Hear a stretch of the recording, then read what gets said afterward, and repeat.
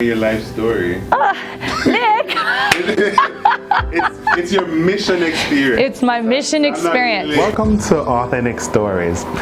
We invite you to come on this journey with us as you will hear stories of people who have gone through great trials, people who have been victorious and are willing to share their story of hope, transformation, and a story to bring healing to your soul.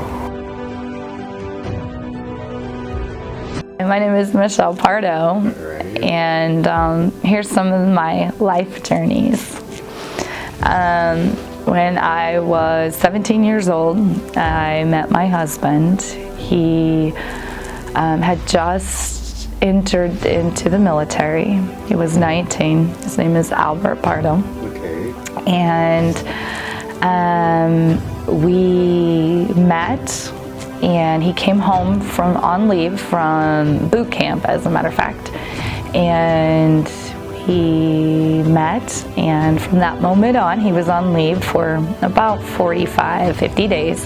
From that moment on, we spent every single day together. Wow. And at the end of that, he gave me a promise ring. Okay. And kind of confessed his love to me. It was kind of one of those things. I know. And so not too long after that, I was in a really severe car accident. And Tell me a little bit about that. so it was me and my three friends, and we had gone out bowling one night. And on our way back home, there was a teenager on the road who started playing like card games in front of us. And the roads were slick and icy, and it was raining. We were in Idaho, so the roads get pretty bad there in the winter time. And my friend swerved to get away from him, and we swerved off the road, and we hit a cement headgate going 50 miles an hour. Okay.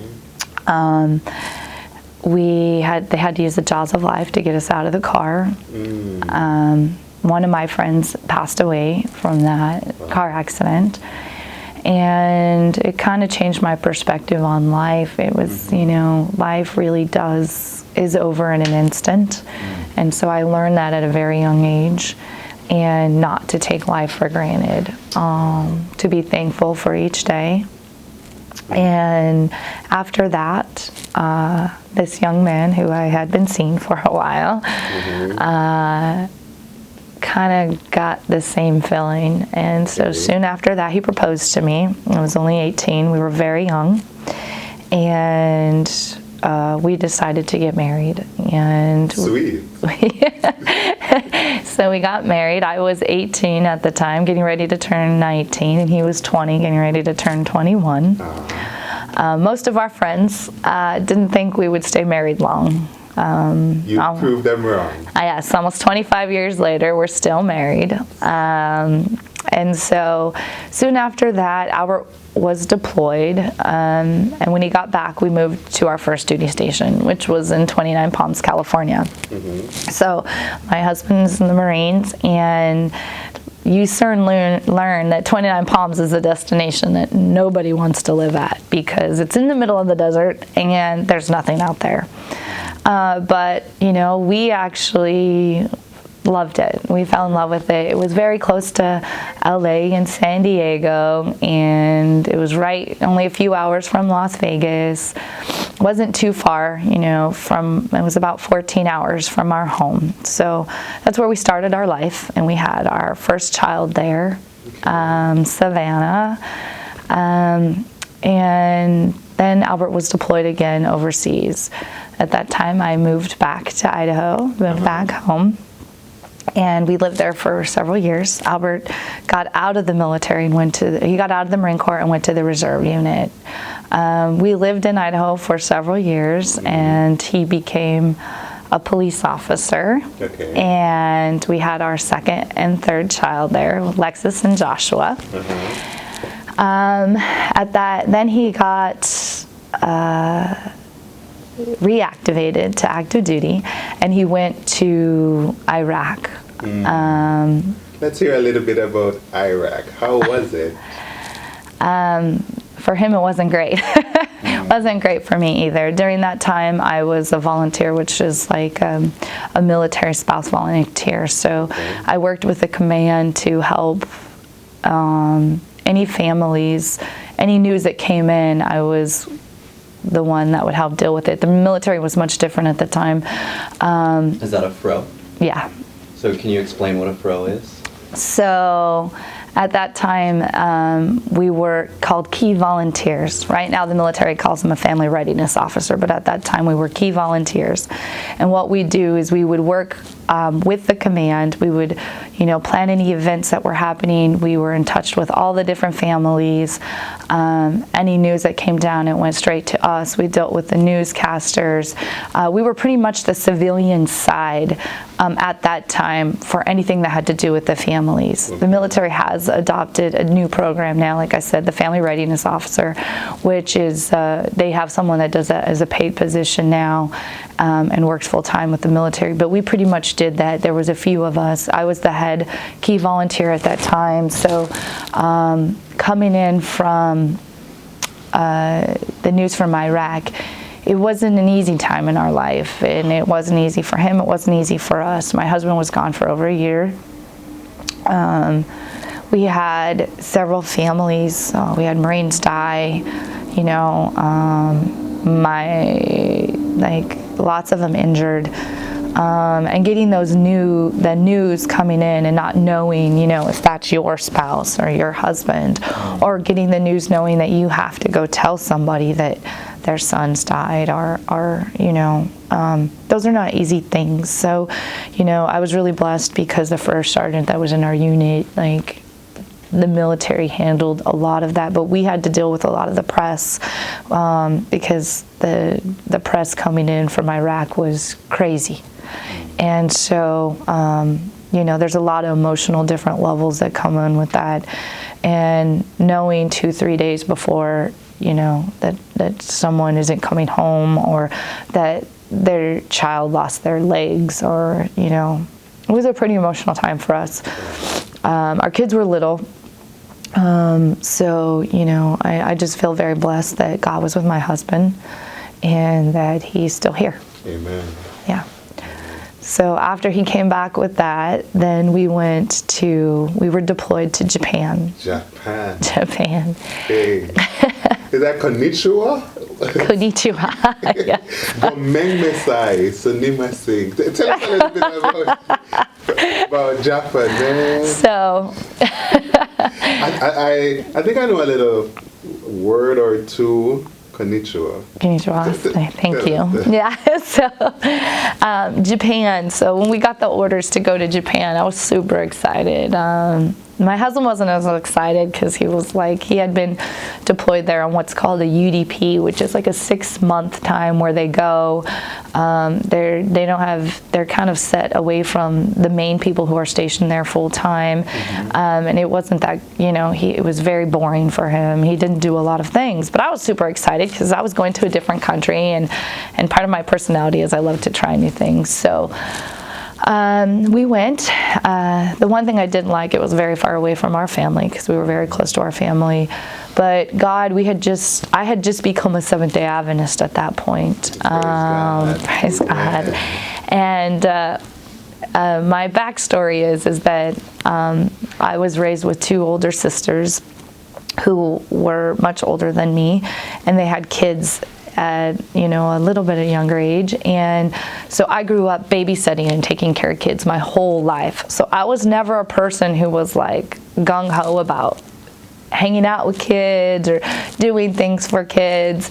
And as I had my own children, God put that on my heart. So I had started doing different things. I had been coaching, young soccer teams and things like this, and I feel like God was using it to prepare me for what he was about to bring me into. I still was not like, okay, kids are my mission, this is what I want to do. So when God took us to Japan, I got there and they didn't really have a children's ministry program. We went to a church. The Seventh-day Adventist Church was an international Seventh-day Adventist church. They had multiple Seventh-day Adventist churches throughout the country, but where we lived, there was only one international church, and the church mostly was probably 90% Americans from the base. And so we get there, and there's no children's program. The only children that were at that church were my 3. And then I met a young lady, her name was Ingrid, who would soon become one of my best friends there, and she had 2 children. And between the 2 of us, that was it. Like, there was nothing. She did a small, like, little program for our children, but there was no teachers, there was nothing. And so, you know, I would take her, and then I started learning. I had never been a Seventh-day Adventist before, so I didn't know anything about being a Seventh-day Adventist. And I started learning that they had programs that you could teach your kids straight out, you know. But I had been a Christian my whole life, so I knew what serving God was. But just this whole idea of Sabbath school was a new idea, but I assumed it was fairly close to, you know, Sunday school. Uh-huh. So I said, okay, you know, and so I started doing the Sabbath school lessons, and soon the pastor came to me and he was like, you know, I really need you to do this ministry. I need you to be our Sabbath school teacher. And I'm like, I don't even know what that entails. He's like, oh, you're doing fine. God is calling you. You need to step up into this position. And I was like, okay. And then soon, you know, I created a schedule for us. I got a couple other volunteers, and we started this Sabbath school program. Shortly after that, he came to me and said, I need you to be the children's ministry director. Wow. And I always say, like, God took me kicking and screaming, because my goal was not to work with kids. Like, I was that last person that said, you need someone else. Like, this is not me. You don't understand. Like, I love my children, but I'm not a kid person. And God said, yes, you are. And so eventually I took the children's ministry position, and we had our first VBS. I think that was the first VBS, and I don't even know, many years that they had out of that church. And we had probably about 8 or 9 kids at this point. And we had over 60 kids at our first VBS, both American and Japanese. So God really blessed us that first year, and the program grew. And by the time I left there, we had 30 kids attending the church. God be praised. God be praised. Yeah, God is good.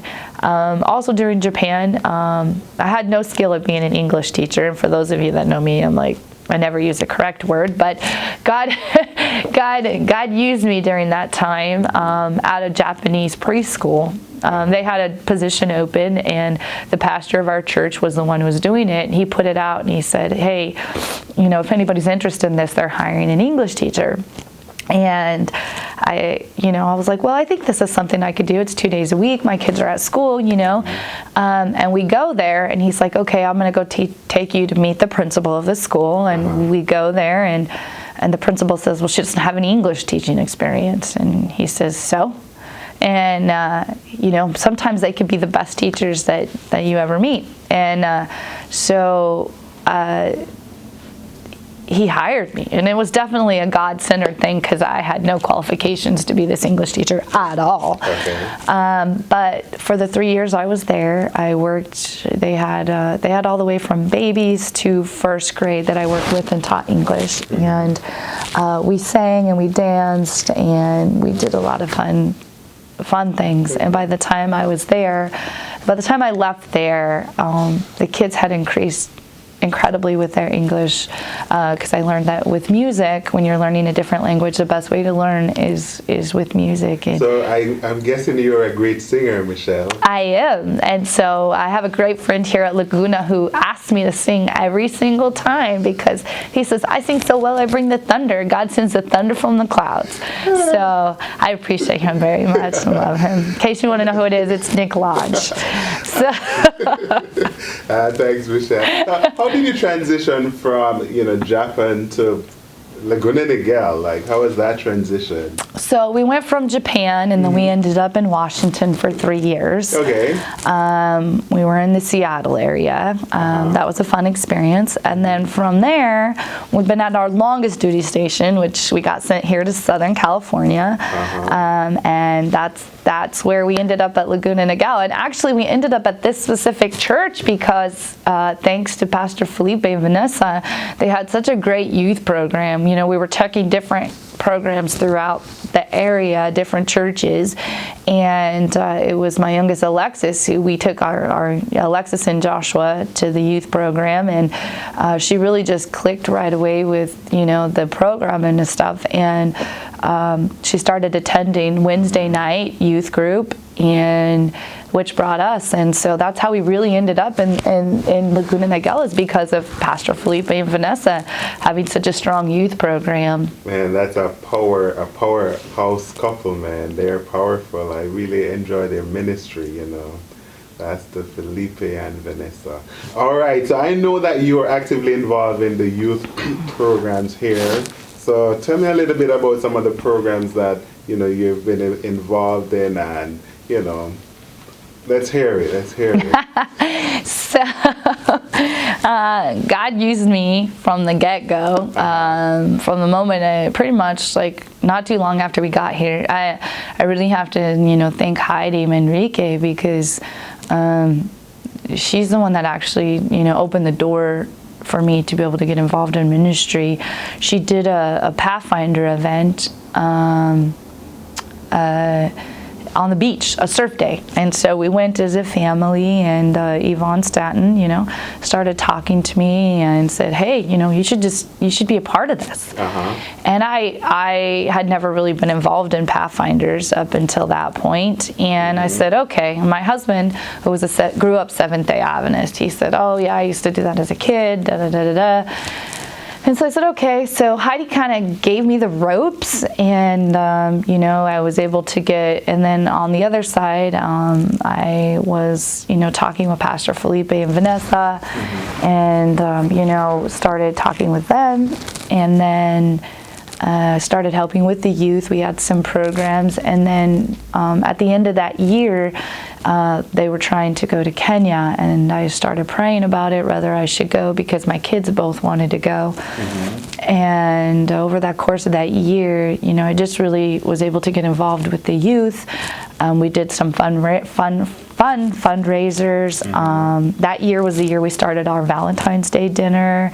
So we started the Valentine's Day dinner as a fundraiser, which we've pretty much done every year up until now. But if you're from Laguna, we're not doing it this year due to COVID, but just a plug, you know, our kids are going to go on a mission at the end of the year if God is allowing it. So, you know, just throwing it in there. And so we've done a lot of fun fundraisers. Since then, you know, I've just been able to be blessed as part of this church.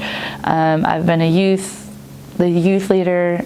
We've gone to the Dominican Republic. We went to Kenya.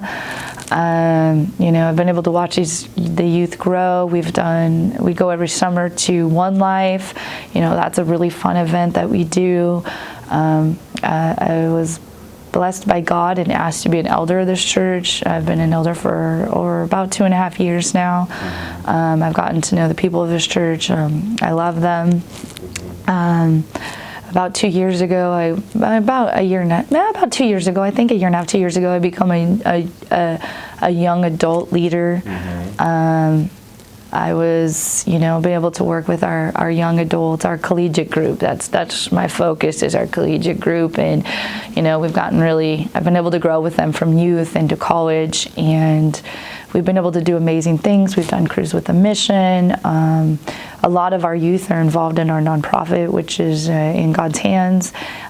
So the team here, both the leadership team, Heidi and Alex, Pastor Felipe, Pastor Rico, I appreciate you so much. He's mentored me. Pastor Bob has mentored me. You know, they've helped me grow in my ministry. My goal and purpose is literally to do this as a life goal, to be a pastor. I don't know if I'm a pastor church or just do ministry. I think God's leading me more towards a ministry aspect, and but you know, they've been monumentous in that growth and being able to do that and the supporting.